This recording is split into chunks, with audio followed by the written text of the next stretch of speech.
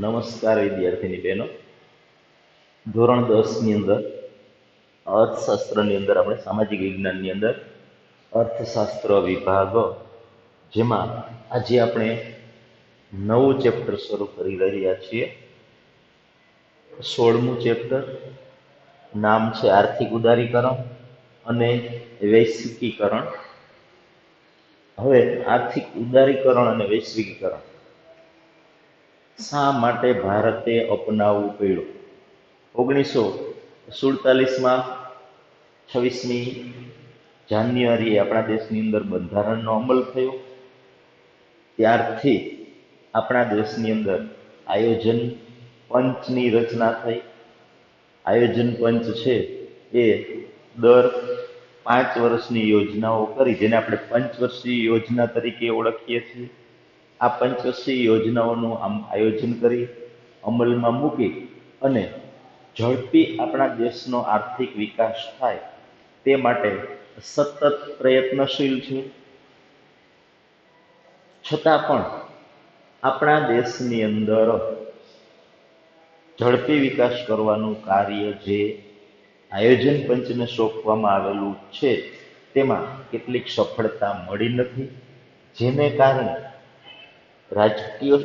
આ માટે રાજકીય નીતિ, રાજકોષીય નીતિ અને ઔદ્યોગિક નીતિ, નાણાકીય નીતિ એની જાહેરાત કરવામાં આવી અને હજુ વિકાસમાં સફળતા મળી નથી, જેને કારણે નિષ્ફળતાની તપાસ કરવામાં આવી કે આપણા દેશની અંદર સફળતા નથી મળતી, એનું કારણ શું?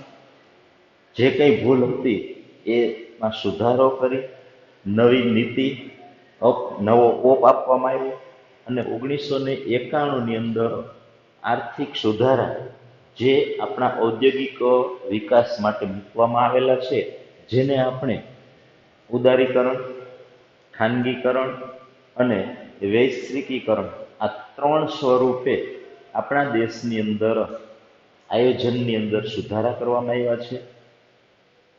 આ 3 નીતિ જે અમલમાં મૂકી, ઉદારીકરણ, ખાનગીકરણ અને વૈશ્વિકીકરણ, જેને આધારે આપણા દેશનો આર્થિક વિકાસ છે તે ઝડપથી થાય તે માટે એક ભારત સરકારનો આ પ્રયત્ન છે.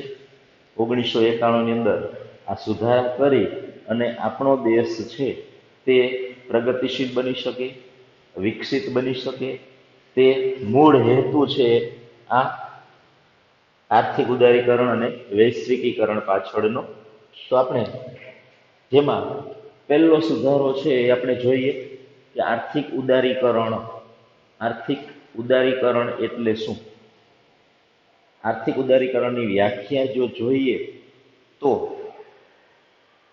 સરકાર ઔદ્યોગિક નીતિ દ્વારા ખાનગી ક્ષેત્ર પરના અંકુશો અને નિયંત્રણોમાં ક્રમશઃ ઘટાડો કરે અને વિકાસને પ્રોત્સાહિત કરે તેવી નીતિને આર્થિક ઉદારીકરણ કહેવામાં આવે છે. એટલે ટૂંકમાં સરકારની જે ઔદ્યોગિક નીતિ છે એના ઉદ્યોગો ઉપર સરકારનો અંકુશ વધારે હતો.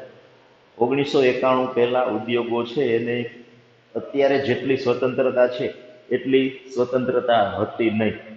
ધીમે ધીમે સરકારે ઉદ્યોગો ઉપર જે પોતાનો કંટ્રોલ હતો એ ધીમે ધીમે ઘટાડી દીધો. ખાસ કરીને અહીંયા ખાનગી ઉદ્યોગો જે છે તેની વાત છે. એટલે ખાનગી ઉદ્યોગો છે એના ઉપર નિયંત્રણ ઘટાડ્યા, એને પ્રોત્સાહન આપ્યું કે જેને કારણે ખાનગી ઉદ્યોગો છે તેનો વિકાસ થાય. ખાનગી ઉદ્યોગોનો વિકાસ થાય તો એકંદરે દેશનો પણ આર્થિક વિકાસ થઈ શકે અને દેશ છે તે વિકસિત થઈ શકે. આવો સરકારનો હેતુ હતો, જેને કારણે સરકારે આર્થિક સુધારાઓ છે એ અમલમાં મૂક્યા છે. કે આર્થિક ઉદારીકરણ અપનાવવા માટે સરકારે 4 જેટલા સુધારા કર્યા છે. ઉદ્યોગોની બાબતમાં સરકારે જે સુધારા કરેલા છે એ સુધારા ક્યાં છે? તો સરકારે પહેલો સુધારો એ કર્યો કે 18 ઉદ્યોગો જાહેર સાહસો માટે અનામત રાખી. એ 18 ઉદ્યોગોની યાદી આપણે પછી જોશું અને એ 18 ઉદ્યોગો છે એમાં જાહેર સાહસો એટલે સરકાર છે તે જ આ ઉદ્યોગોની અંદર જોઈન્ટ થઈ શકે, સરકાર જ આ ઉદ્યોગો સ્થાપી શકે. ખાનગી કંપની કે કોઈ પેઢી છે એ આ ઉદ્યોગ સ્થાપી શકે નહીં. એટલે આવા 18 ઉદ્યોગ છે એ સરકારે પોતાના હસ્તક રાખ્યા, અને તે સિવાયના અન્ય જે ઉદ્યોગો હતા તેના માટે પરવાના પદ્ધતિ છે એ સરકારે નાબૂદ કરી. પરવાના પદ્ધતિ એટલે સરકારની મંજૂરી લેવી પડે, મંજૂરી તો અત્યારે પણ લેવી પડે, પણ લાયસન્સ લેવું પડતું હતું. એ લાયસન્સ પ્રથા છે જે અમુક ઉદ્યોગોની અંદર સરકારે રદ કર્યા છે. કારણ કે લાયસન્સ લેવા માટે, પરવાનો લેવા માટે જે એની અટપટી વિધિ છે, મશીનરી તૈયાર હોય પણ પરવાનો ન આવ્યો હોય, જેને કારણે 6 મહિના સુધી ઉદ્યોગ શરૂ ન થઈ શકે, અને એકંદરે આર્થિક નુકસાન છે એ કંપનીને પણ થાય, પેઢીને પણ થાય, અને એકંદરે દેશને પણ થાય. એવું ન થાય એટલા માટે આ પરવાના પદ્ધતિ સરકારે નાબૂદ કરી, કે જેથી કોઈ પણ કંપની છે તે સરળતાથી પોતાનો વ્યવસાય છે એ શરૂ કરી શકે. બીજું, રેલવે, અણુક્ષેત્ર અને સંરક્ષણ, આ સિવાયના તમામ ક્ષેત્રો છે તે સરકારે ખાનગી કંપનીઓ માટે ખુલ્લા મૂક્યા. એટલે ખાનગી ક્ષેત્ર છે, રેલવે, અણુક્ષેત્ર અને સંરક્ષણ, આ સિવાયના કોઈ પણ ઉત્પાદનો છે, કોઈ પણ વ્યવસાયો છે તે કરી શકે છે. એટલે ખાનગી ક્ષેત્રની સામે એક વિશાળ ઉદ્યોગ માટે ઘણા બધા ક્ષેત્રો છે સરકારે ખોલી આપ્યા. કે અમુક ક્ષેત્રો એવા હતા કે જે અત્યાર સુધી સરકાર જ એ ક્ષેત્રોની અંદર ઉત્પાદન કાર્ય કરી શકતી હતી, એને બદલે હવે દરેક ખાનગી કંપનીઓ છે ઉત્પાદન કરી શકે. પછી ત્રીજો સુધારો એ કર્યો કે ઉદ્યોગો માટે ફરજિયાત નોંધણીની પ્રથા હતી, જે સરકારે રદ કરી. અટપટો આ જે કંઈ નોંધણી પ્રથા છે એની વિધિને કારણે એમાં પણ ક્યારેક ઉદ્યોગો છે એ ડીલે થાય, એવું ન થાય એટલા માટે નોંધણી પ્રથા જ રદ કરી દીધી. એટલે કોઈ પણ વ્યક્તિ કોઈ પણ જગ્યાએ ઉદ્યોગ શરૂ કરવો હોય તો તે સરળતાથી ઉદ્યોગ શરૂ કરી શકે છે. અને ચોથો સુધારો એ કર્યો કે પ્રદૂષણ ન ફેલાય અને પર્યાવરણ માટે જોખમી ન હોય. જો આ ખાસ ધ્યાન રાખજો, પ્રદૂષણ ન ફેલાય. દાખલા તરીકે એવા ઉદ્યોગ હોય કે જેમાં હવા પ્રદૂષણ, જલ પ્રદૂષણ કે વાયુ પ્રદૂષણ, જમીન પ્રદૂષણ થતું જ નથી, અથવા તો એવા ઉદ્યોગો છે કે જે પર્યાવરણ માટે જોખમી જ નથી, જેમાંથી કોઈ કેમિકલ કે એવું કંઈ નીકળતું જ નથી, જે સ્વચ્છ વાતાવરણ, પર્યાવરણ રાખી શકે એવા ઉદ્યોગો છે, તો એવા ઉદ્યોગો સ્થાપવા માટે કેન્દ્ર સરકારની મંજૂરી લેવાની જરૂર નથી. પહેલા એવું હતું કે દરેક ઉદ્યોગો માટે કેન્દ્ર સરકારની મંજૂરી લેવી પડતી હતી, પણ હવે માત્ર પ્રદૂષણ ફેલાય તેવા ઉદ્યોગ હોય કે પર્યાવરણ માટે જોખમી હોય તેવા ઉદ્યોગ હોય તો જ કેન્દ્ર સરકારની મંજૂરી લેવાની. દાખલા તરીકે સાડી ઉદ્યોગ જેતપુરની અંદર છે, તો એની અંદર કેમિકલ વાળું પાણી છે, તેને કારણે પાણી પ્રદૂષણની સમસ્યા ઉદ્ભવે છે. અંકલેશ્વરની અંદર આવા ઘણા બધા ઉદ્યોગો છે જેને કારણે વાયુ પ્રદૂષણની સમસ્યા ઉદ્ભવે છે. તો આવા ઉદ્યોગો માટે કેન્દ્ર સરકારની મંજૂરી લેવાની, પણ જે ઉદ્યોગોથી પર્યાવરણને કોઈ નુકસાન થતું નથી, તો આવા ઉદ્યોગો માટે કેન્દ્ર સરકારની મંજૂરીની જરૂર નથી. એટલે જે પહેલા હતી, પહેલા કેન્દ્ર સરકારની મંજૂરી લેવી પડતી હતી, હવે 1991 પછી આ જોગવાઈ છે તે રદ કરવામાં આવી છે. એટલે 1991 ની અંદર સુધારા થયા, એમાં એ રદ થયું. ત્યાર પછી આપણે આર્થિક ઉદારીકરણ છે એના લાભ અને ગેરલાભ જોઈએ કે આર્થિક ઉદારીકરણના જે કંઈ સુધારાઓ સરકારે કર્યા, તો એ સુધારાથી આપણા દેશને કેટલો લાભ થવાનો છે. તો પહેલો લાભ એ થાય કે ખાનગી ક્ષેત્ર છે તેને વિકાસની મુક્ત તક મળે, પોતાની રીતે તે વિકાસ કરી શકે. પેલા સરકારનું જ્યારે લાયસન્સ હતું ત્યારે એ 8 કલાક જ ઉદ્યોગો ચાલુ રાખી શકતા, અમુક જ લિમિટમાં ઉત્પાદન કરી શકતા હતા. હવે સ્વતંત્રતા મળવાને કારણે એ વધુ ઉત્પાદન કરી શકે છે, જેને કારણે ઉત્પાદનમાં વધારો થઈ શકે છે. એટલે પહેલા જે લિમિટ હતી સરકારની, બંધન હતું સરકારનું, એ બંધન છે એ દૂર થયું, એને કારણે ઉત્પાદનની અંદર હવે વધારો થઈ શક્યો છે. બીજો ફાયદો એ થાય છે કે ઉદારીકરણ નીતિનો સ્વીકાર કરવાથી વિદેશ વ્યાપારને બળ મળ્યું અને વિદેશ વ્યાપારમાં વૃદ્ધિ થઈ. કારણ કે આપણા જ દેશની અંદર ઉત્પાદન વધુ થવા લાગ્યું અને ઉત્પાદન વધુ થવાને કારણે વધુ વસ્તુ નિકાસ થવા લાગી અને વધુ નિકાસ થવાને કારણે વિદેશ વ્યાપારમાં વૃદ્ધિ થઈ. ત્રીજો લાભ છે વિદેશ વ્યાપારમાં વધારો થવાથી વિદેશી હુંડિયામણની અનામતમાં વધારો થયો. આપણા દેશની આયાત છે એને બદલે નિકાસ વધે એટલે વિદેશી હુંડિયામણ વધે, એટલે વિદેશી અનામત ભંડોળ છે તે વધે. એટલે આ રીતે વિદેશી હુંડિયામણમાં પણ વધારો થયો છે. અને ચોથો લાભ, દેશમાં આંતરમાળખાકીય સગવડમાં વધારો થયો. કારણ કે નાના નાના જે ઉદ્યોગો છે એ બધા આપણા જ દેશની અંદરથી કાચો માલ મેળવે અને બધાને પ્રોત્સાહન મળ્યું, જેને કારણે આંતરમાળખાકીય સગવડમાં વધારો થયો. એમ પછી સંદેશા વ્યવહાર છે, વાહન વ્યવહારની સુવિધા છે, ઇલેક્ટ્રિસિટીની સુવિધા છે, આ બધી સગવડ છે એ આપણા દેશની અંદર વધી છે. એટલે આ બધા લાભ થયા છે. એવો પ્રશ્ન છે એ પૂછવામાં આવે કે ઉદારીકરણના લાભ જણાવો, તો આ 4 લાભ છે તે તમારે લખવાના છે. ઉદારીકરણના ગેરલાભ જણાવો, તો આ 4 ગેરલાભ છે, આપણે એ જોઈશું હમણાં.